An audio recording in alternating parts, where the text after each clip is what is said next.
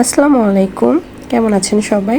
আজকের ভিডিওটা আমার বিশেষ করে ব্যাচেলর ভাই ও বোনদের জন্য।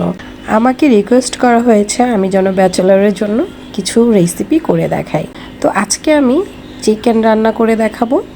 খুবই শর্টকাটে কিভাবে ইজিলি রান্না করা যায় সেই ওয়েটাই দেখাবো। আমি ফার্স্ট টাইম 1 থেকে 1.5 কেজি মুরগি নিয়েছি, রান্নার জন্য কেটে ধুয়ে পরিষ্কার করে নিয়েছি। সেখানে আমি জাস্ট 1 কাপ পেঁয়াজ কুচি দিয়েছি, তার সাথে দিয়েছি 1 টেবিল চামচ রসুন বাটা, 1 টেবিল চামচ আদা বাটা, স্বাদ মতো লবণ, হাফ চা চামচ ধনিয়া গুঁড়া, 1 চা চামচ মরিচের গুঁড়ো, সাথে আরেকটু দিয়েছি, অ্যাড করেছি ঝালটা যে যার মতো।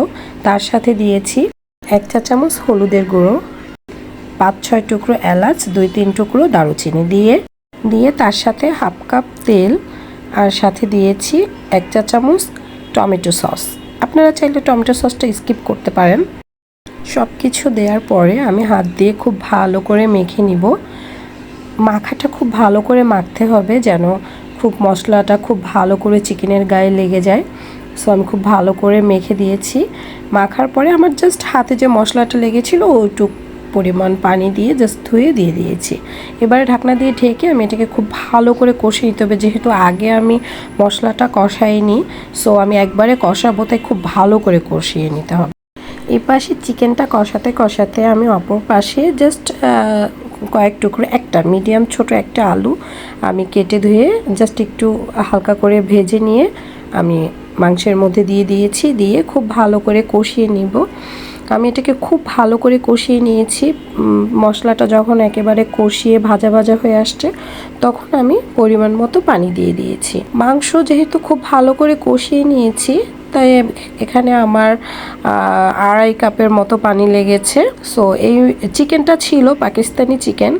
সো এভাবে আমি পানিটা দিয়ে দিয়েছি। এখন জাস্ট আমি ঢেকে ভালো মতো এটাকে রান্না করে নিব। আমার রান্না অলমোস্ট ডান, মানে কাছাকাছি। সো আমার রান্নাটা অলমোস্ট হয়ে গিয়েছে। এখন আমি জাস্ট 1 চামচ ভাজা জিরার গুঁড়ো ছড়িয়ে দিলাম। দিয়ে আমি আরও 2-3 মিনিট এটাকে রান্না করে নিব। দেখতেই পাচ্ছেন মাশাল্লাহ কালারটা কত সুন্দর আসছে, খেতেও আলহামদুলিল্লাহ। আপনারা এভাবে সেম ওয়েতে রান্না করে দেখবেন, ইনশাআল্লাহ আপনারাও খুব ভালো করে মজা করে খাবেন আশা করি। সো সবাই ভালো থাকবেন আর আমার জন্য দোয়া করবেন। Thanks for watching, see you in the next video, bye by.